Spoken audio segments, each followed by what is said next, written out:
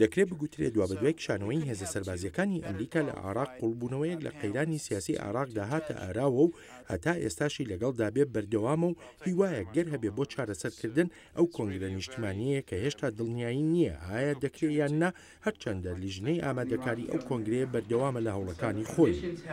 لە کۆنفرانسە تایبەتەکەی نێوەندی کارنەگی کە لەسەر عێراق بوو، ئادمێل کارد نێردراوی پێشووی تایبەتی سکرتێری گشتی UN بۆ عێراق جەختی لەوە دەکردەوە عێراق وڵاتێکی گرنگە و لە ناوچەیەکی گرنگدا، بۆیە پێویستە بزانرێ ڕەوشی عێراق چۆنە لە پاش دەیان ساڵی سەرکوتکردن و ژمارەیە ساڵی پاش کۆتایی هاتنی سیستمی دیکتاتۆری. ئەمە بێلەوەی وەک بەڕێزمەل کرد دەڵێ پێویستە کاریگەریەکانی وڵاتانی دراوسێ بە تایبەتی ئێران و تورکیا لەسەر عێراق بزانرێ. ئادمێل کرد بە ئاگاهیەوە گەشببینە بەرامبەر ڕەوشی عێراق. دەڵێ هۆکاری یەکەمی گەشببینیەکەی فاکتەرێکی گرنگە ئەویش ڕزگاربوونی نەوەیەکی سیاسیە لەوانەی لە ساڵی 2003دا هاتنە سەر دەسەڵات و ئەمانە هەمویان بەرژەوەندیان لەوەدا بووە کە ئەو ڕەوشەی لە پاش 2003ەوە بپارێزن.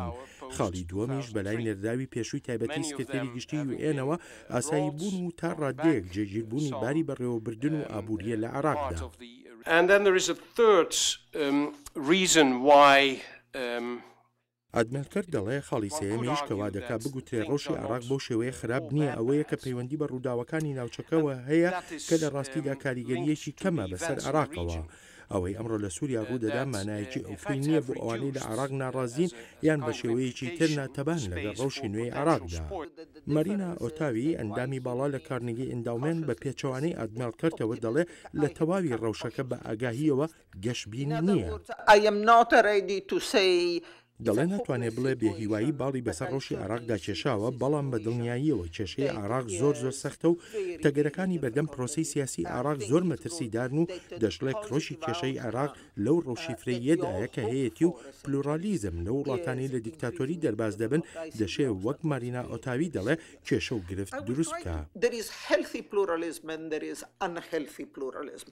دەڵێت پلورالیزمی دروست و نادروست هەیە، نادروستترین فرەیی لەوەدایە شوێن بۆ خەڵک یان لایەن بدۆزیتەوە یان بۆی دروست بکەی. ئەوەی ئێستا لە عێراق ڕوو دەدا لە ڕووی فرەییەوە بڵێ شوێن بۆ گۆڕانکاری هەیە، بەڵام ئەوەی کە بەجێی مەترسیدا دەنرێ ئەو شێوازی فرەیە لە عێراقدا لەسەر بنچینەی ناسنامەی ئاینی و نەژادیە.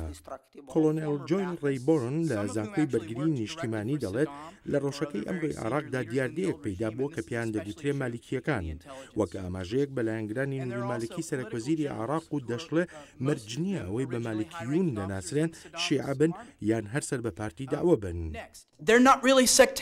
دەڵێ مالیکیەکان هەمویان شیعەنین، سونەیان تیادایە، کوردیان تیادایە و کەمکەمێکیش خەڵکی کریسچیان.